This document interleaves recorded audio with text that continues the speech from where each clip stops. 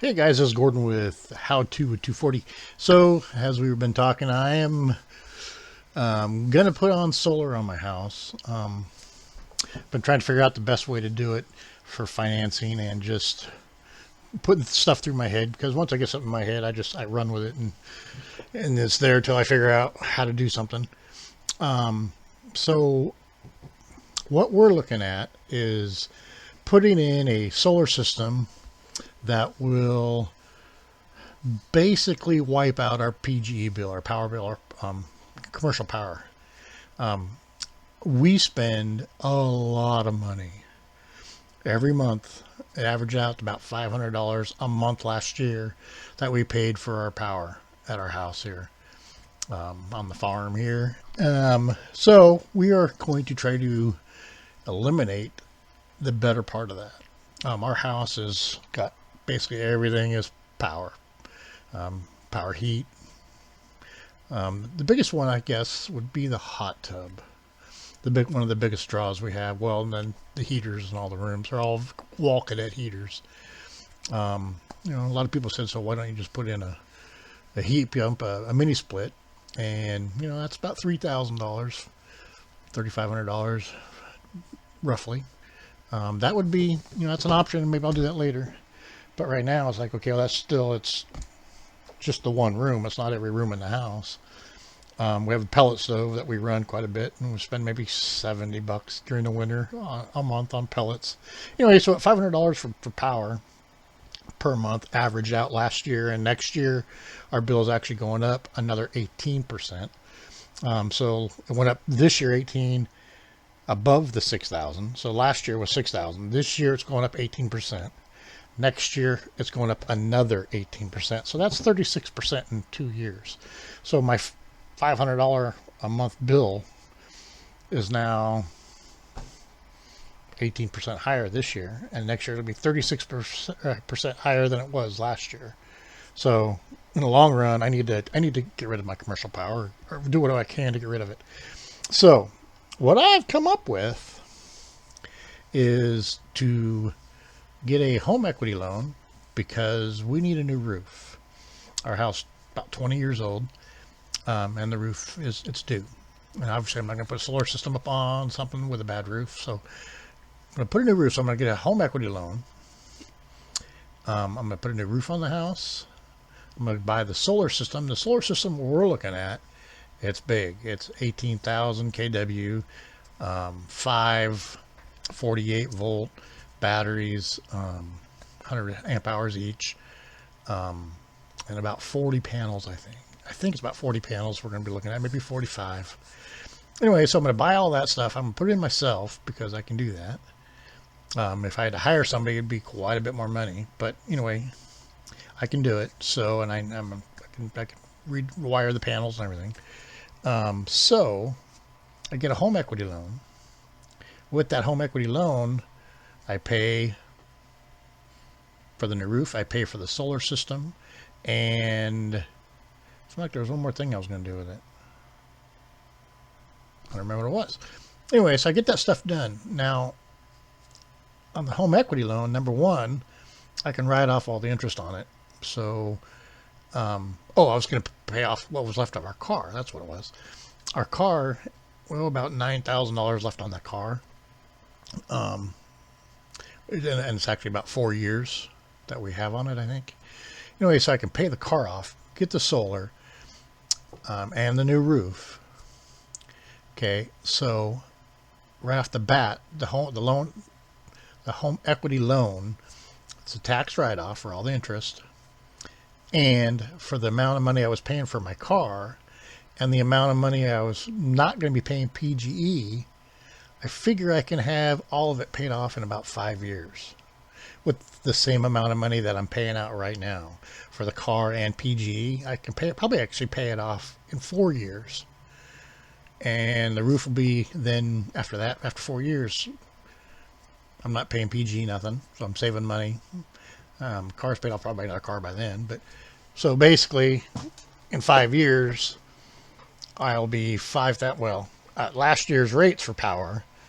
In 5 years, I will be $6,000 better off per year, at least 6,000. You know, I'm going off of last year's power numbers. So anyway, that's what I'm going after. So guys, that's what we're going after. I am thinking about the Sungold 18,000 kW inverter. If you have you ever used that, I'd be interested to get some feedbacks, some reviews on it. Like I said, it's the Sungold all-in-one converter and the batteries, and I basically this package of batteries, and I think 415 watt panels what we're going to use.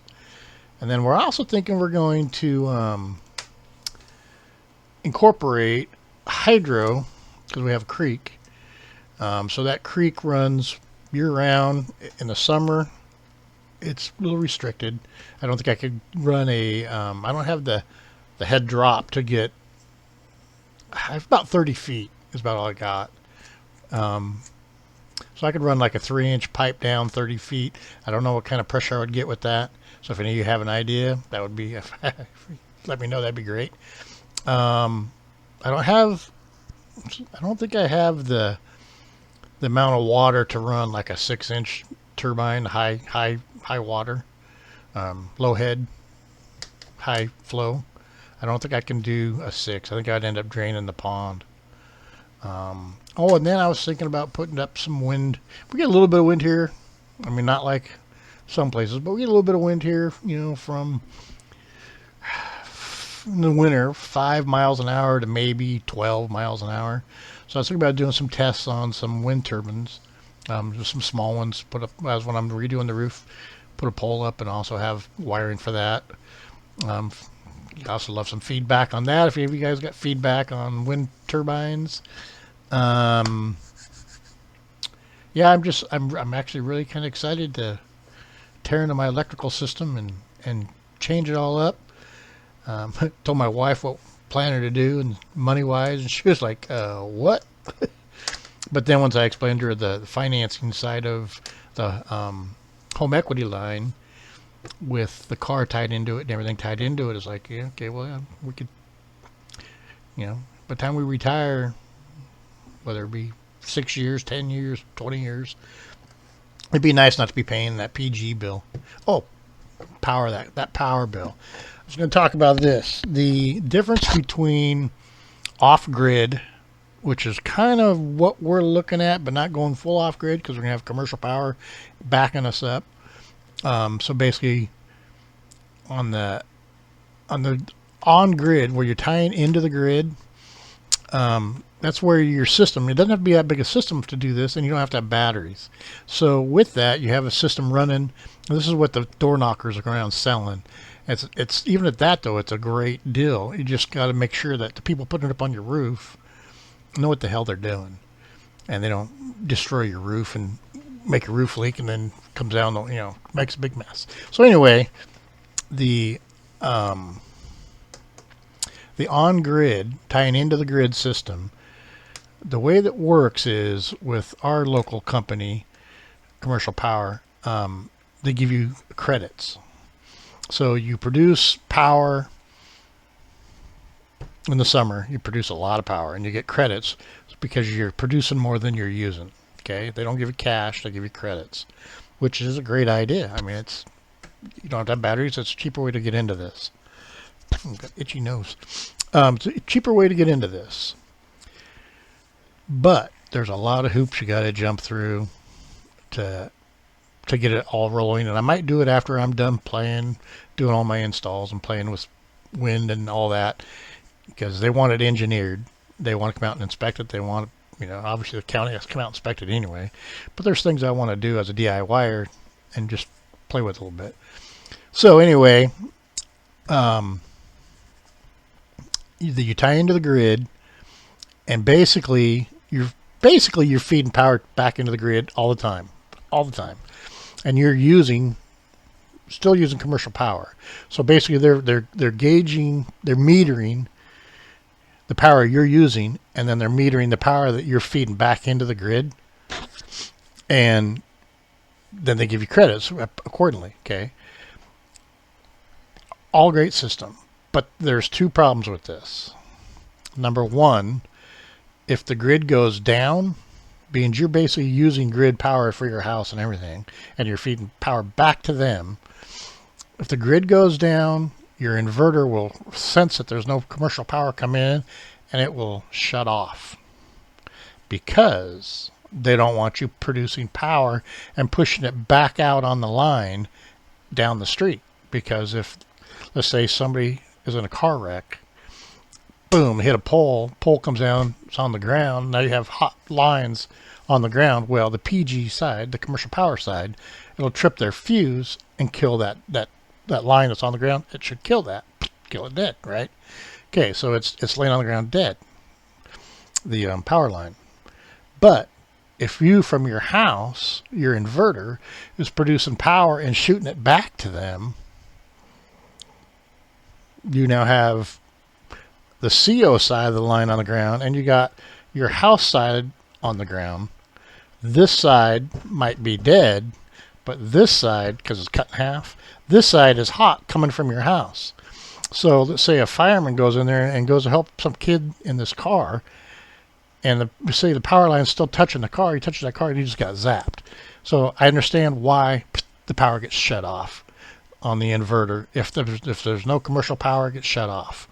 So let's say that it's wintertime and a tree comes down 5 miles away from your house, and multiple trees are down. It kills the power, because you're basically still running on commercial power and you're selling power back to the grid. So that whole thing of you'll always have power backup, if you're tying into the grid, you will not. So that's number one. Number two, their credit system that they give you. So basically, it starts in March. For us, it's a year long. So basically, you add up all these credits, but at the end of your year, it's March to March here. So it starts in March. So which is good, because you got through winter. You got now March, April, May, June, July, August to start producing power again with your solar, getting credits built up. So then in the winter, you can use those credits to help pay your power bill down, to keep it down low. Okay, all great idea. But in March, they wipe out all those credits you've built up. They give them away. They give them to the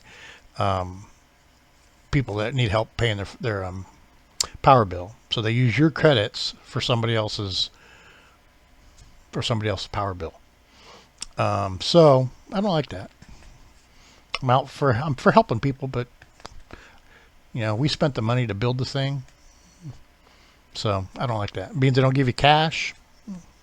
So we're going the other way. We're going to basically build an off-grid system that has commercial power backup assistance. And the whole idea is to build it big enough to where it'll run for about 5-6 days on battery without any solar. But if I had a wind turbine up there producing, or if I had the hydro turbine producing, it would actually be trickling something in there.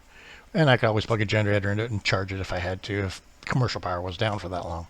Anyway, so that's what I'm going after for the grid off-grid idea. I'm going off-grid. I'm not really off-grid, but they call it off-grid. So that's the down low on tying into the grid. Anyway, guys, I think that's about all I got to talk about. So you have a great afternoon, and thanks for watching.